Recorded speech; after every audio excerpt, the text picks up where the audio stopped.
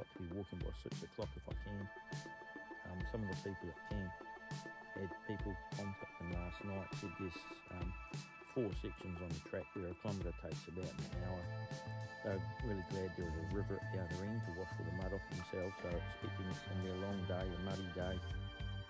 So I just really want to get up and get moving.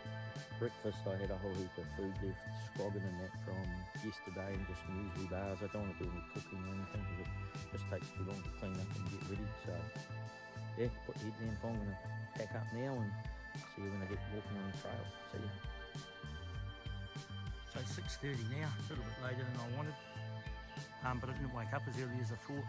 That's the first composting toilet with a cold shower in it as well. It was just so beautiful last night. I had to get up and go to the loo in the middle of the night, 3 o'clock in the morning. The moon was so bright, it was like a sunrise. It's amazing. And over here, this tiny little one, gotta be careful you don't bang your head, but there's a second composting toilet in there as well. And there's a third one down at the house you can use. So just heading back down to the gate down there, and shortly I'll be heading up this road here on the trail. I'll see you out there. I checked the temperature last night too, it dropped down to 8 degrees. I've got that Zenbivy ultralight sleep system.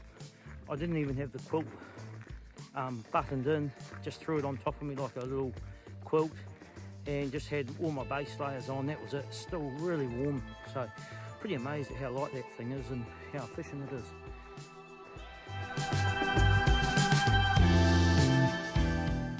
I must have done 1.5k because this is the other campground and that shower and toilet's no longer serviceable. So some people are just camping out here. There's a little table and over there in a little flat area.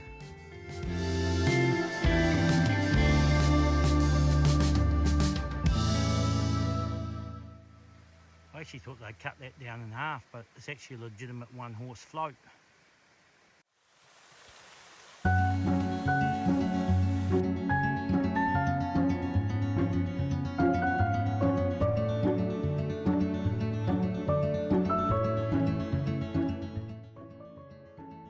This is really the point of no return. Seems funny, I watch so many people do the TA and they get to this point, and it's pretty easy for us. I head off to the left there, you can see the triangle, and that'll take me through the Ratia forest. Down to the right, if you head down the road again, that takes you to Broadwood, and that's a bypass of the Ratia forest when it's simply unsafe to go through it, and that option hasn't even been put in the trail notes yet this year. So pretty lucky. I know some people last year, I'm pretty sure the 2 Australian ladies I watched, they got to go up to the left here and go through the forest. I thought Kurt and Richie and the other people I watched, I think they might have had to take the bypass. So I'm actually, even though it's going to be a tough day, I'm glad I get to experience the forest. Hurricane's closed, as I already mentioned, and you know, if you don't get to go through here, you sort of miss out on those Northland Forest experiences. So onward and upward. They say in the trail notes that this is a brutal climb, and it was a rough, brutal climb. This is the first bit where it's actually flattened out. It's just up the whole time. Yeah, that first bit was really muddy and slippery. I'm not even close to the highest point yet. I've taken my hands out of the loops of my hiking poles in case you slip, so you don't pull it over with you and snap it. Already got either mud on my hand. I only sort of slipped once, but just got to go really slow.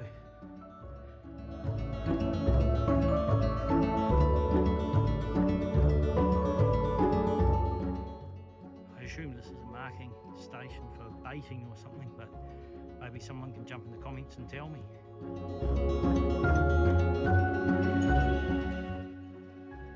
Well, here we are, we're 580 metres above sea level. I think I'm heading over here where I'm pointing the camera. 744 metres is the high point, so be roughly where the camera is now. That was rough. There was one section where I had to throw my poles up the track ahead of me and pull myself up through roots. There was just no foothold and you just slipped down, so you literally pulled yourself up the track. But nothing I'm not really familiar with in New Zealand hiking. Really actually enjoying it. Can't wait till I get my trail legs though, so I don't get quite so puffed, but my stomach's just rumbling a little bit, so I'm going to have my breakfast. See ya.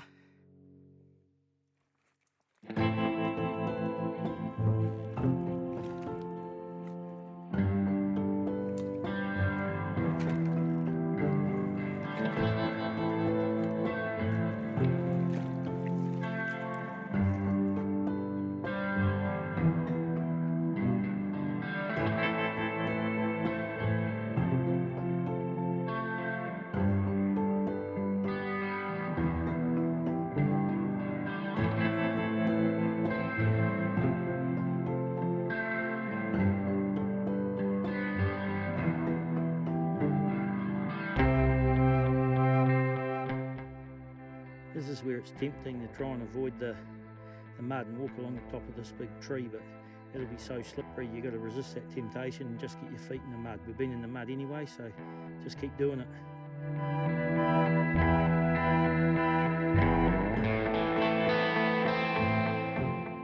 Well, if you can just make it out, that actually says camp. But at least the sign's done in a way that you can't miss it. So that's the sign to Makene Saddle, that's where I'm heading. I've just hit the summit now, so just gonna put my pack down, find somewhere dry up here, and refill my water bottle and stuff and have a bit of a break. I'll have a look distance-wise. I'm not sure if I'm halfway distance-wise, but this is all the climbing. If you look on the elevation profile I showed earlier, I'll put it up again. That shows today and tomorrow. So today's just the first big hill, which I've now climbed to the top of. So you know, should be a little bit easier going downhill, but not quicker. Definitely not quicker, because that's how you fall over, twist ankles and hurt knees and stuff. So I'll be pretty slow, and I think the mud's going to continue.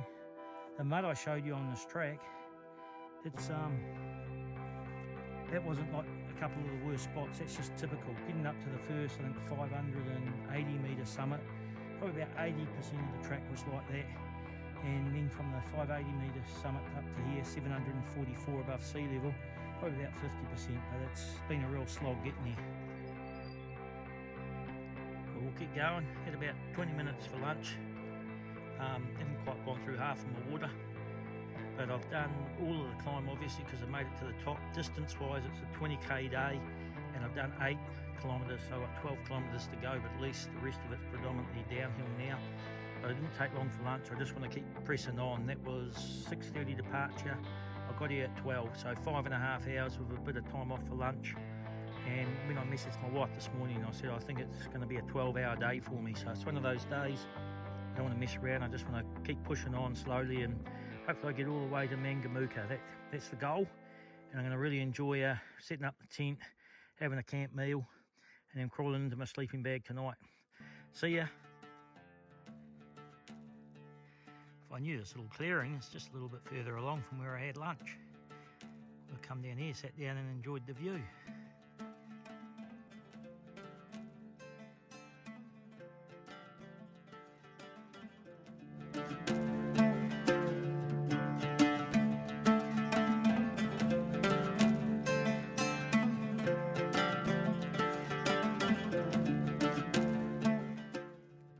Got to be kilometre markings, I think, because they're just so consistent. So I think they must be kilometre markers through the trail.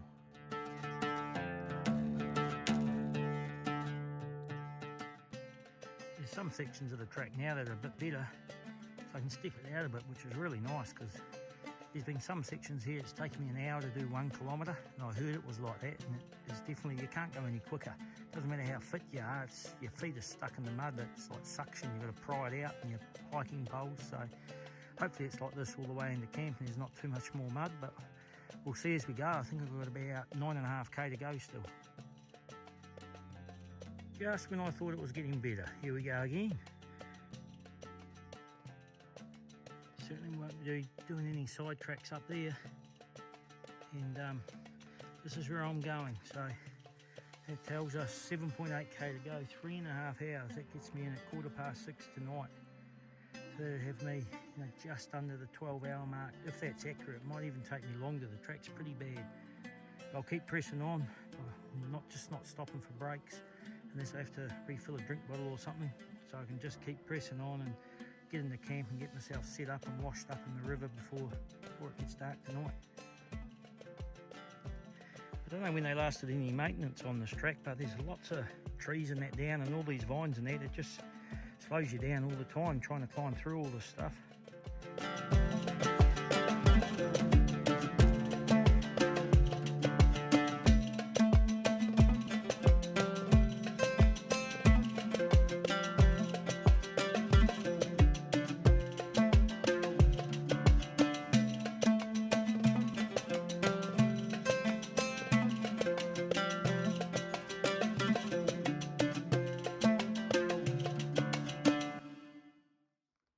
Track's definitely widened up a bit, and that's reduced the mud because there's more places for people to walk. So hopefully it's like this all the way into the campsite. I've probably got about 6 more k's to go, and thinking it'll take me a couple of hours.